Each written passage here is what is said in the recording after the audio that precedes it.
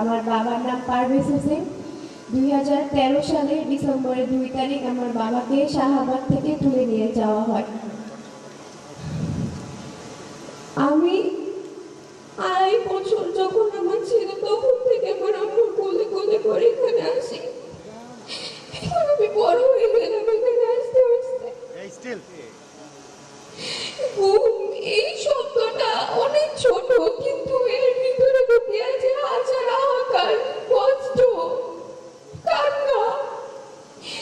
আমার ছোট থেকে একটাই স্বপ্ন যে আমি আমার বাবার সাথে স্কুলে যাব, কিন্তু এখন পর্যন্ত আমার এই স্বপ্নটা পূরণ হচ্ছে না।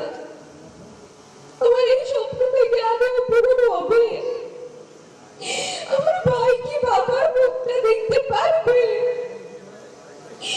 এই স্বাধীন দেশে কি আমাদের বিচার হবে? আমাদের বাবাদের কোথায়? আমাদের বাবাদের কেন গুম করা হয়েছিল? গুম কমিশন বলে ধরে নিন ওরা মৃত। কেন এটা কি হাতের অক্ষর যে আমরা ধরে নিব আমাদের বাবার আর নেই? একটা দল করা কোনো অপরাধ না, দল সবাই করে। এর জন্য এটা কেমন বিচার এই বাংলাদেশে?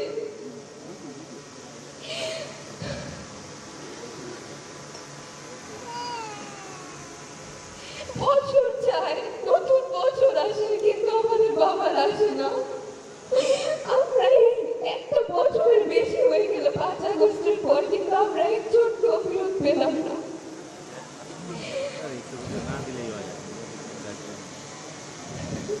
আমি তারেক রহমান চাচুর কাছে আশা করি যে আমাদের বাবাদের খুঁজে দেবে, এই বাংলাদেশের মাটিতে বিচার করবে এই খুনের।